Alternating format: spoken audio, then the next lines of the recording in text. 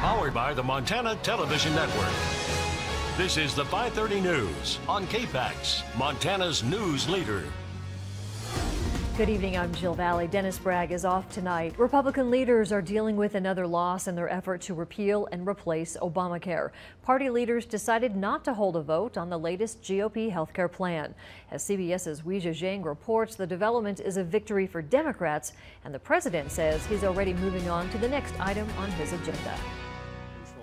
We don't have the votes. Republican leaders have decided not to hold a vote on the GOP health care bill after they failed to get enough support to pass it. Senate Majority Leader Mitch McConnell said this about the decision. We haven't given up on changing the American health care system. We are not going to be able to do that this week, but it still lies ahead of us. President Trump made clear who he's blaming. We were very disappointed by a couple of senators, Republican senators, I must say. We were very disappointed. At least 4 Republican senators announced Monday they opposed their party's latest attempt to repeal and replace Obamacare. But the GOP could only afford to lose 2 votes to succeed. House Speaker Paul Ryan also expressed disappointment. Well, obviously, in the House, we're a little frustrated because the House has done its job. We passed our health care bill last May. Republicans had until Saturday to pass the bill with a simple majority of 51 votes, but they could not get to that number. By not voting, the GOP is avoiding an official failure on the Senate floor, like the one they suffered in July. Today, Americans breathe a sigh of relief because the health care of millions has been protected and preserved. The development is a victory for Democrats who held a rally with Obamacare recipients outside the Capitol. President Trump is already focusing on the next agenda item, tax reform. This morning he met with the House Tax Writing Committee ahead of what he calls a big announcement on Wednesday.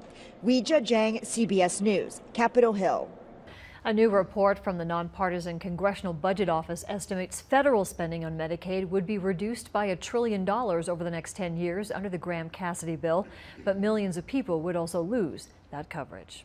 Well, back here in western Montana, the sun came out. We were treated to a pretty nice fall day, and there's more of that to come. Here's Russ Thomas now with a quick look at our first forecast. Russ. Yes, today was definitely an improvement over Monday, and yes, we do have an even nicer weather ahead for the next several days. I'll show you where our temperatures are right now as we look around the state. 65 in Missoula, 64 in Kalispell. We're looking at low to mid 60s across much of western Montana. A little cooler Butte, 58 degrees, but all in all, not very bad. In fact, pretty good out there as far as those weather conditions go. Satellite radar, we have seen a few more clouds this afternoon. However, we're going to see an upper level ridge establish itself over the region. That means cloud-free weather Wednesday, Thursday, Friday, plus warmer temperatures. We'll have the numbers for you coming up in just a few minutes. Well, as we talked about air quality this summer, there were not a lot of positive things to say about it. MTN's Augusta McDonald sat down with Missoula County's air quality specialist, who was featured in the Washington Post for spicing up those depressing daily updates with her own kind of humor. I noticed that one got some traction with the harbinger of doom and sadness. Sarah Cofield says she and her colleagues tried to make the best of being the bearers of bad news. If I wasn't able to put in the more lighthearted moments, that would make it even harder for me. It's impossible for me to not kind of have these little undercurrents of wry statements just kind of going through my brain, and if I can put them out there and other people can enjoy them, then that's all the better.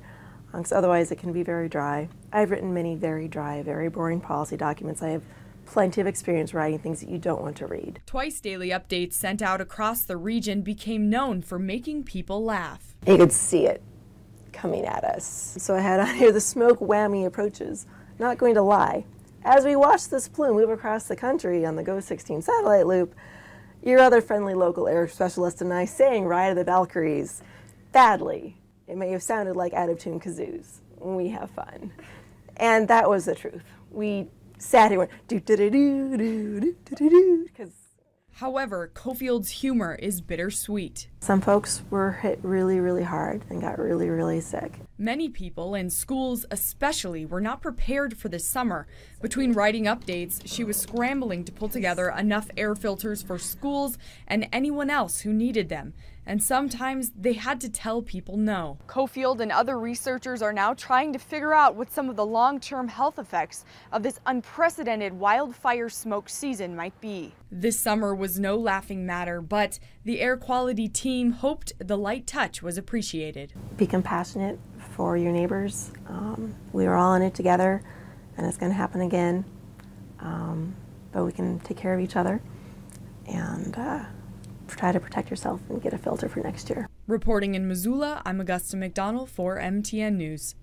Besides having a cache of air filters from this summer, they're already preparing for the next season of poor air quality. Well, thank you so much to everyone in Montana and beyond who so generously donated to our Montana Wildfire Relief Fund. We've teamed up with the Montana Community Foundation to help those impacted by this summer's devastating fires. So far, we've received almost 900 individual donations and have raised more than $152,000. Adding in matching funds from several sponsors, including the Montana Television Network, the grand total now sits at more than $262,000. We thank everybody who has contributed so far. If you would still like to donate, it's not too late. You can go to kpax.com/wildfire fund for more information. There are hundreds of ski resorts throughout the West, but there's one area that's standing out among them. Whitefish Mountain Resort has been named the 10th best ski resort in the West by Ski Magazine readers. MTN's Nicole Miller has more. Of all the resorts in the West, only 30 make this ranking, and then for us to be in the top third of that ranking is really exciting for us. Whitefish Mountain Resort was ranked the 10th best in the West by readers of Ski Magazine. We don't get as many skiers as those other resorts do, and so to be recognized like this is just really something special. Ranking was determined by a combination of reader scores across 10 different categories like guest service, grooming, and kid friendliness, and was ranked number 7 overall in guest service. One thing that we look for when we're hiring people is people who really care about Montana and care about the mountain and feel passionately about skiing. And so because they're having fun and they're excited about it, that transcends into, it goes over to the guest. And so the guest feels our excitement and our genuine passion for the sport. Of the 16 resorts in Montana, Whitefish Mountain Resort is the only one that made the top 10. Deer Valley, Utah took the number 1 spot. Sun Valley, Idaho took the 2nd. Reporting in Whitefish, Nicole Miller, MTN News. Whitefish Mountain Resort is opening for its 70th winter season on December 7th. The resort is selling adult ski passes at a reduced rate until the end of this month. Still ahead, we'll have more from Russ Thomas on the sunny weather forecast that we're looking at over the next couple of days. And coming up in this week's Montana Made, we see how one Montana rancher on the Flathead Reservation is raising bison and making a business out of it. Still ahead.